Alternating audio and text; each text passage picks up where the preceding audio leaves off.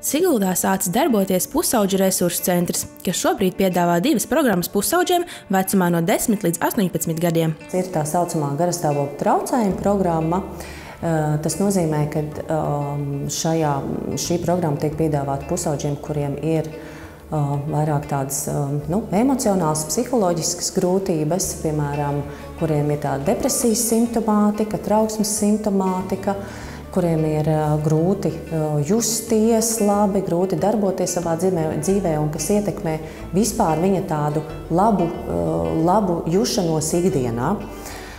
Un šī programma ilgs 3 mēnešus, un tātad konsultācijas tiek nodrošinātas katru nedēļu, reizi nedēļā.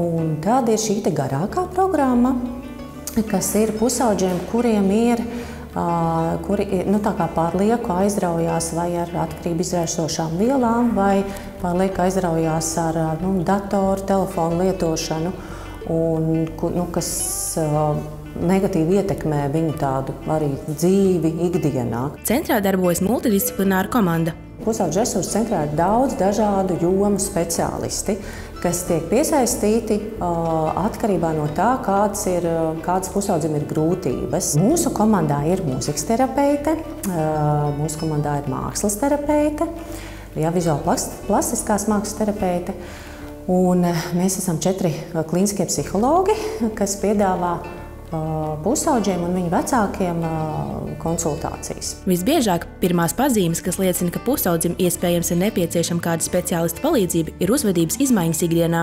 Piemēram, tā var būt izolēšanās, kaut kāda pasivitāte, un pasivitāte dažādās jomās. Piemēram, vairs neinteresē hobiji, kas līdz tam ir radījuši prieku. Iespējams, tā kā ar draugiem vairs nesazinās, vai arī kaut kādas skolā grūtības un pasliktinās sekmes. Uzmanību var vērst arī, piemēram, uz tādu miega režīmu un vispār ikdienas režīmu izmaiņām.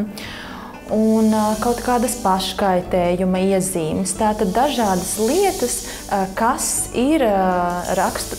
vairs nav raksturīgs šim jaunietim pirms tam. Un šīm izmaiņām būtu jābūt vismaz 2 nedēļas, kad vai vecāks vai jau apkārtēji ir pamanījuši, ka kaut kas ir citādāk.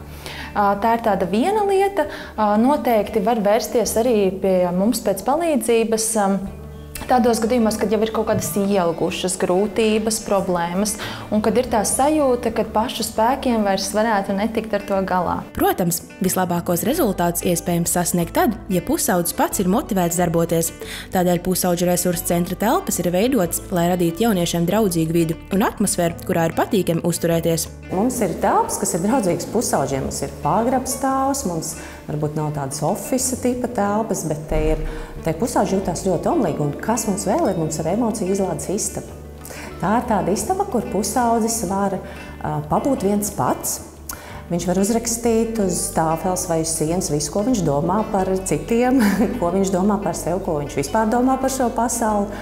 Un tie ir dažādas lietiņas, ko viņš var izmantot, lai nomierinātos, lai mazinātu trauksmi, vai arī, lai izlādētu savas dusmas. Uz pirmo konsultāciju parasti tiek aicināts pusaudzis kopā ar vecākiem, lai izvērtētu, kas ir tās grūtības, ar kurām pusaudzis saskars un kāda veida programma būtu piemērotākā. Mēs aicinām vērsties droši pusauģus un viņu vecākus, bet arī paši pusauģi var vieni paši zvanīt.